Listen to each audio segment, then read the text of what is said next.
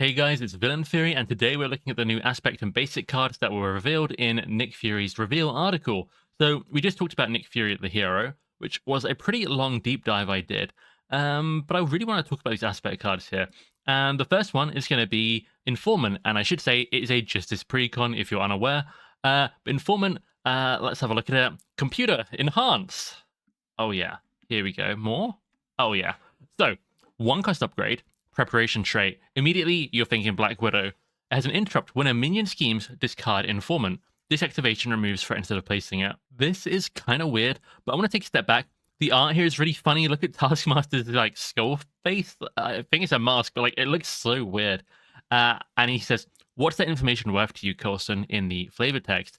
So thematically, as an informant, someone giving you information, having a minion remove threat instead of add threat. Thematically, this is a slam dunk. But mechanically, you have to play this one cost card, two effective resources. If you were to play this from hand, you would end up with two cards less in your hand. This is just going to stop a minion scheming and then remove the threat instead. For this kind of cost, you could probably make significant strides toward actually defeating the minion in the first place. So it's kind of weird to me. But let's say the minion has a scheme stat of 2. They're going to be adding 2 threat. Now they're removing 2 threat. It's kind of a 4 threat difference. Instead of being 2 threat closer to that main scheme going over, you're now 2 threat less away. So it's fine, but you got to let the minion scheme to do that. And what happens on the next turn? Or do you just defeat it then? Because if you defeated it, you wouldn't, you'd be a neutral. It wouldn't have gone up. It wouldn't be going down from this. I don't think this has a place in many decks unless I'm missing something. I think with Nick Fury, because he could be motivated to keep minions out in front of him while he's in stealth form to build up his threat charges, more quickly. Maybe that makes sense. But on other characters, I don't really see this being, chosen. In 2024, in a living card game, we now have, 5 years of content. Deck space is pretty tight, and I don't think this makes the cut. It seems pretty niche to me. I think there are certain places it gets better. If we look at the new Thunderbolt scenario coming up, which I thought I had ready. Here we go. I'm a professional. So, we're going to have these huge minions with villainous out against you. They're going to effectively be the villain or part of the villain of the upcoming Thunderbolt scenario in Agents of S.H.I.E.L.D. Getting those to not scheme, getting those to, remove threat instead, that's going to be huge as a tech card. But, outside of, like that kind of, weird situation where you start with a big minion out that might be there for a couple of turns, this looks kind of strange to me. So, maybe it's more of a tech card. With Nick Fury, I do think it's interesting, because what we have with the stealth suit, wherever it is, here we go.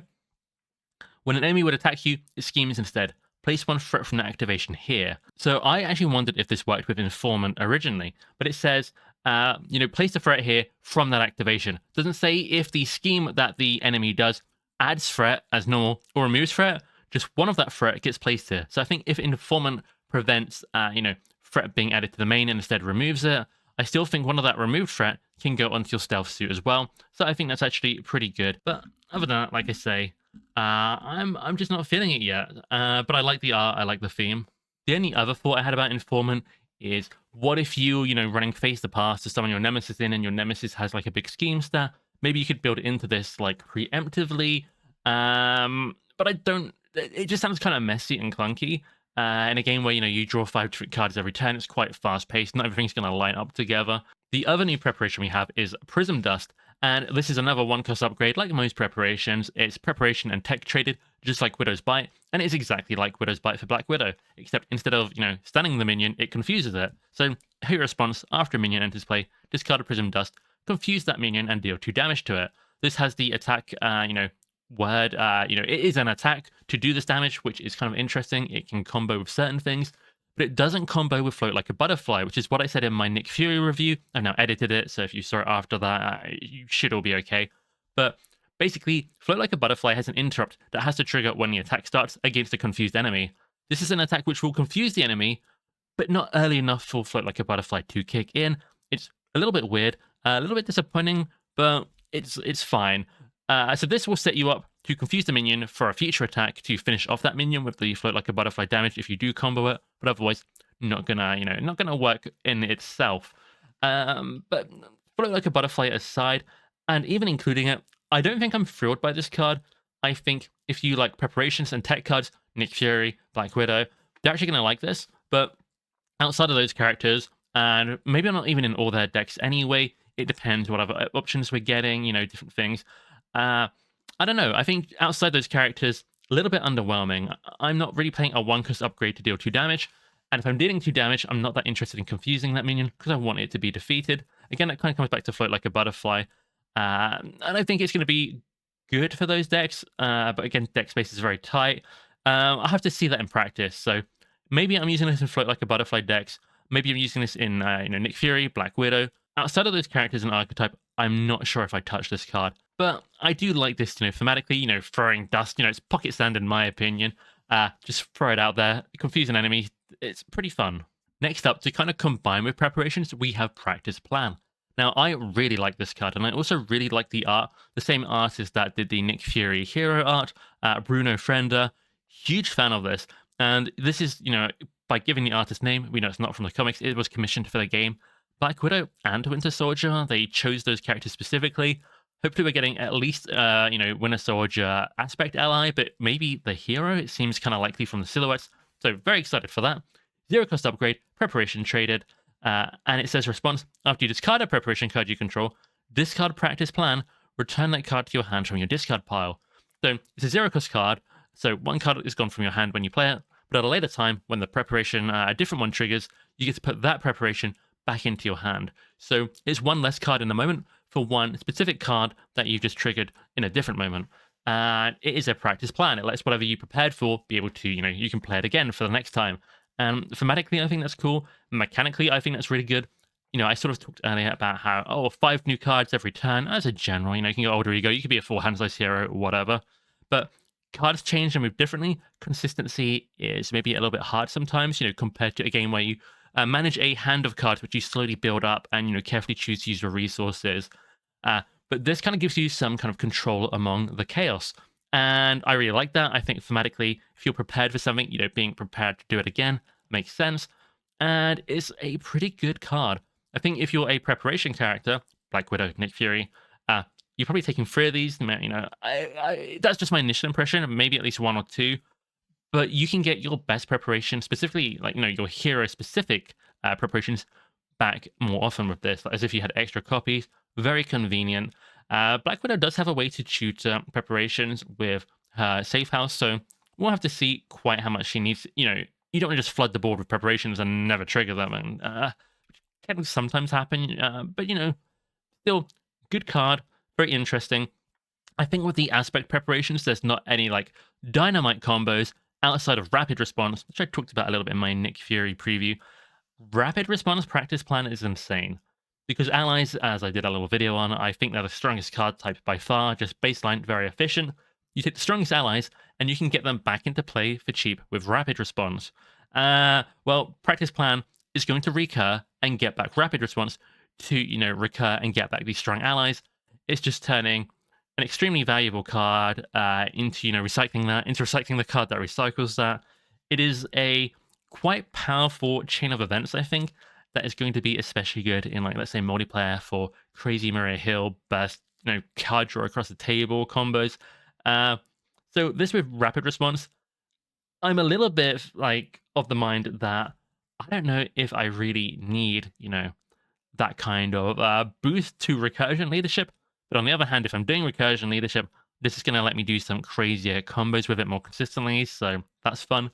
Outside of that, I do think for the preparation heroes, this is very, very fun. And like I said, I'm not convinced, but we'll have to see. Maybe some characters that otherwise certain preparations might want this to get them back more often. But I think that's generally few and far between, because I don't think there are many characters that run free copies of preparations anyway, outside of the preparation heroes. So adding this in to get more copies of something that you could just probably add more copies into your deck of, a little bit strange, but we'll see how it all shakes out. We might even get new aspect preparations this expansion. It looks like they're setting up for that with this character. Fingers crossed, so stay tuned. This card will evolve as we get more preparations. Next up, I want to talk about Leo Fitz, who's a free cost support, but if you have the shield trait, he is a 1-cost support. His cost gets reduced if you have the shield trait on your hero, or alter ego, which is going to be more common. He's kind of interesting. So here's the alter ego action: exhaust him and search your deck for a tech card, add that card to your hand. So if you have a special tech card you really want, he can help you find it. If you just want a tech card because you have some kind of synergy repurpose, uh, you know, it's going to be pretty good as well in that regard. But free cost makes him really, really undesirable in my opinion, because you've got to be Ultra Ego. It's limited to what type of card it can grab. And if I'm running a repurpose deck, I probably have other tech in there, multiple copies of it. Still think it's useful, but is it pay free cost, 4 effective resources, 4 cards gone from my hand to play this guy? Maybe not. But if I have the shield trait, if I'm, Nick Fury, Maria Hill as, the new heroes coming in the Agents of Shield box, which I should say is in February, okay, that's interesting. If I'm Black Widow, who already has, 2, 4, 5, 6, 7 tech cards, I think, in her kit, maybe. I mean, she also has the shield trait, Alter Ego. This is going to be pretty good for her. So again, another, Nick Fury, Black Widow kind of card. I'm thinking more than most. I think War Machine, who also has, different tech cards and the shield trait. This could be quite interesting as well. Get that shoulder cannon early. Any cost, 1 cost for these characters to play because of the shield trait. Other than that, I'm not sure. I mean, we have Spider-Woman, who has a shield trait in Alter Ego, and she can get cards from multiple aspects, so she can get tech cards from different aspects, but I don't know how much of a priority they're going to be to justify this card. She doesn't actually like basic cards because she wants to play aspect stuff to get stat boosts. So, we'll have to see kind of how that shakes out. But for me, Nick Fury, Black Widow, and maybe War Machine, those are the main ones I'm looking at. I think outside the shield, at that full cost, is very difficult. Iron Man is like the first thought when it comes to tech stuff, but I don't know. There are a lot of tech cards. We just got 3 new ones with the Prism Dust, which I should say, yeah, for Iron Man, he's going to love it to set up faster because it's a tech card for cheap. That's kind of interesting, but with all those tech cards and Justice and, Protection, which are already, I think, maybe his best aspects, it becomes kind of a question of, when am I going to want to spend 4 effective resources to set this up to find me 1 tech card when I've probably already got 1 or 2 in my hand most of the time, especially with a good mulligan? So realistically, I'm not sure how many Iron Man decks this guy makes it into. People will put him in there just because it's tech and Iron Man. But just because it has unique interaction, I don't necessarily think you maybe should always bring it or need to. The character I am more intrigued with this for is actually SPDR, Special Doctor, Penny Parker, Spider. Who spells Spider like that? But she has multiple interfaces with the tech trait. So if I find Leo on turn 1 and no interfaces on SPDR, I might be inclined to play him to try and get an interface quicker, because she's all about those interfaces. Getting them faster is very, very powerful.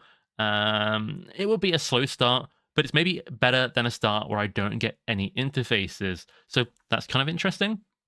The other part of Leo Fitzsimmons, is going to be Gemma Simmons here. So free cost support, and this is again just like Leo. Reduce the cost to play Gemma by 2 if you have the shield trait. So free cost for effective resources for everyone else, but if you're shield, it's going to be a 1 cost card, which makes her a lot more appealing. Now, she's a resource card, kind of like a Quinn carrier, but resource exhaust Gemma Simmons, generate a mentor for a tech card. A resource generator just for tech cards is so weird, and I'm a little bit underwhelmed by this. I think if you're Black Widow, if you're Nick Fury, they seem to have a lot of tech, a lot of preparations that you'll keep bringing into play again, especially with Practice Plan. That makes sense. She comes with Nick Fury, who's a preparation-focused hero with some tech preparations. That's fine. But outside of those characters, I don't know if I run this on War Machine. I don't know if I run this, on Iron Man. Iron Man, this can actually, as pointed out in Nelson's live stream, generate a mental resource for a tech card will work on his boots, will let him go aerial. But he's got Ingenuity access. He's got Quinn carrier. Might have some other mentals or wilds floating around. I don't know. It's just very limited use case for what will be quite an expensive card for him. I don't think it makes the cut, even though it's kind of interesting. Even though he wants to play tech cards. I don't know. We'll have to see how it works in practice. People will do this, and maybe it will be worth it. But I am initially skeptical. I think Rocket Raccoon is maybe interesting because, he's got battery packs, which he's going to cycle back with salvage and tinkering, and that's kind of interesting. So again, that's a maybe, but I'm unconvinced with how tight deck space is in 2024. Maybe if you've got a smaller card pool, but, Nick Fury, Black Widow, lots of tech preparations you want to keep bringing back in. Does seem good there. We'll have to see how it goes. New tech cards are always going to add new value to this, but for me, Uh, 2, maybe 3 characters is what I'm mostly thinking about, with maybe 1 or 2 more characters as a maybe. So a little bit limited as a basic card, but we'll see how this one goes. Before we get onto the final card, I'll quickly shout out Nick Fury and Maria Hill's team up card because it is technically a basic card, and I said I was looking at them. 0 cost event, hero action, place 3 all-purpose counters or threat tokens on shield support or your suit form, putting 3 counters, let's say, on 2 med teams and a command team. Pretty good value for a 0 cost card. But if you put those all-purpose counters on some of the new shield, super 6 cost heli carriers we're getting with Maria Hill's precon, that's crazy value, and Maria Hill is definitely going to want some of those out. Then we have the ability to put a threat on Nick Fury's stealth suit. I mean, this is pretty good. It's going to be a minimum of 3 damage. It could be 3 resources or 6 plus damage. I think going beyond 6 damage from 3 threat tokens is a little bit unreliable, so, I'm not going to count that too much. More information about how you can use threat for multiple damage on my Nick Fury preview deep dive. But nonetheless, I think this is a very, very good team-up card, and all of the options are good, with some of them being especially very, very good. Worth noting that because Maria Hill and Nick Fury have the same name, Alter Ego and Hero form, it's going to work no matter, if your buddy's in the wrong form or not in multiplayer, so that's pretty cool. But to speak of Nick Fury, we've got Nick Fury Sr., and the old man still got it. This is a parody of the current Nick Fury card we have in the game. Parody's maybe the wrong word. A different version, new kind of take on it. And it's a 4-cost card, just like the original Nick Fury. 2 fort, 2 attack, 3 health, just like the original Nick Fury. And just like the original Nick Fury ally, at the end of the round, if Nick Fury Sr. is still in play, discard him. So he'll come in, you do something awesome, and he's disappearing one way or another, which basically means you want to chump block with him, or you lose value. And let's just say blocking an attack is usually worth 2 cards, 1 cost, 2 effective resources is what we usually say. You can see it with cards, that block activations like Think Fast, Upside the Head, Perseverance. And those are all a bit more conditional than blocking with allies. It's one of the reasons I think allies are the strongest card type in the game. One of many reasons, but nonetheless, I think it is, a factor here. So, 4-cost card, but let's say 2 of that is reserved for the value of blocking a, villain's attack primarily. So what we have is 2 fort and 2 attack, pretty good. Force response, after he enters play, choose 1. Remove 3 threat from a scheme, draw 2 cards, or give a shield character a tough status card.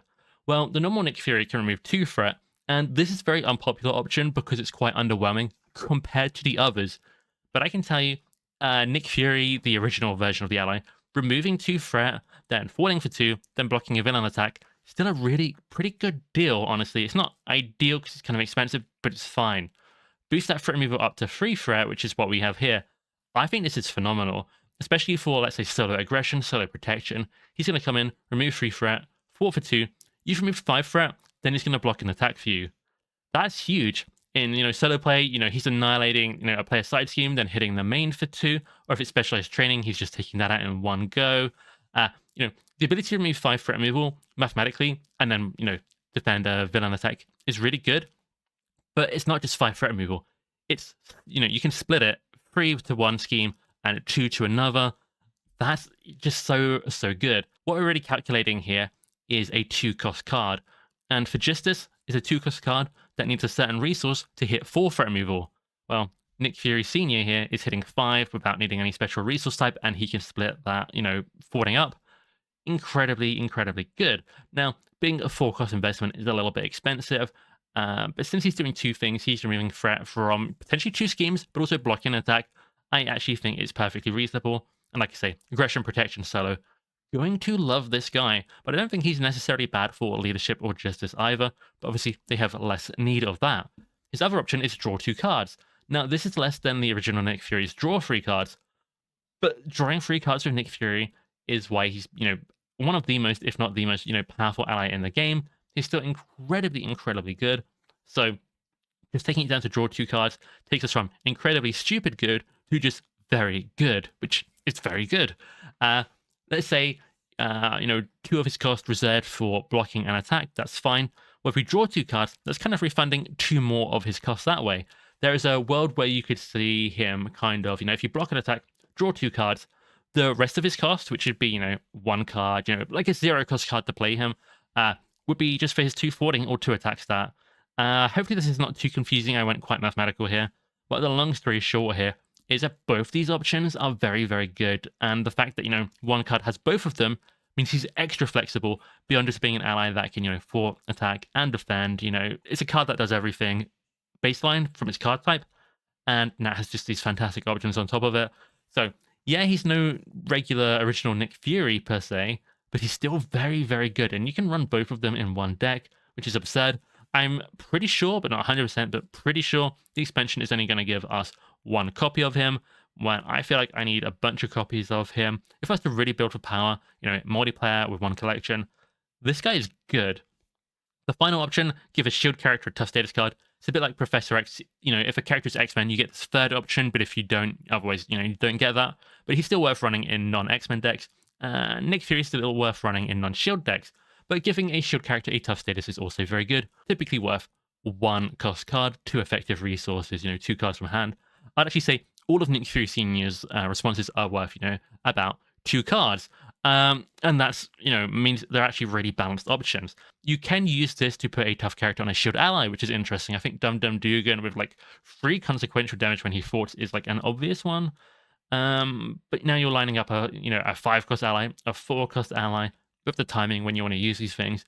It's not bad, but definitely I think the threat removal or draw cards is more appealing in my opinion. It's also got better tempo because, the toughest blocking and attack, but so is Nick Fury himself, Nick Fury Senior here. But really, very, very good. I'm focused on the first 2 options. I think the third option is fun and good to have. It's nice to have it in a deck that will benefit from it sometimes. But if it just had the 2 options on the top of it, this would still be a very, very, very, very good ally. Maybe not, S tier in the ranks of Professor X, Nick Fury, Maria Hill, Moon Girl. But he's not far down in my opinion. I think he's just very flexible. And especially for solo play, especially for certain aspects, just going to be a huge, huge gain. So probably my favorite card here. I'm a little bit worried it's going to be too good and go in a lot of decks, but, you can manually just, prevent yourself doing that. You don't have to do it. But definitely a useful card to have around. Going to be in a lot of decks going forward. Trust me. And that is it with all the aspect cards here. So I'm not super huge on Prism Dust. You'll have maybe a couple interesting places, a couple interesting scenarios to attack against. Same with Informant is kind of what I'm feeling like. But they're not going to go in a ton of characters' decks, not many deck types. I kind of feel the same way about Leo and Gemma Simmons. I just think they're a little bit niche for the cost outside of Shield. There aren't that many Shield characters yet. But maybe these will, they are going to grow throughout the Shield wave, I'm sure, depending on what characters we get. But then we have Practice Plan, which I think is absurdly good with rapid response and just pretty good, for all the preparation characters anyway. Really like the design, really like the art. And then, I'm not going to talk about the team up card again, but Super Spies is good. If you're playing 2-player Nick Fury and Maria Hill, you're including this card. But then we've got Nick Fury Senior, who I just talked about a lot. Really a superb, useful ally. Don't be discouraged that he's not as good as normal Nick Fury, because he's still better than a significant amount, if not most other allies in the game, in my opinion. He is very, very strong, very flexible. That's his real strength, and just incredibly good in that regard. So, I'm Villain Fury. Thanks for joining me. If you enjoyed this, please like, maybe leave a comment. What's your favorite of these new cards? Have I missed any interesting interactions? There are little bits I'm sure I haven't talked about here. And yeah, thanks. See you in the next episode.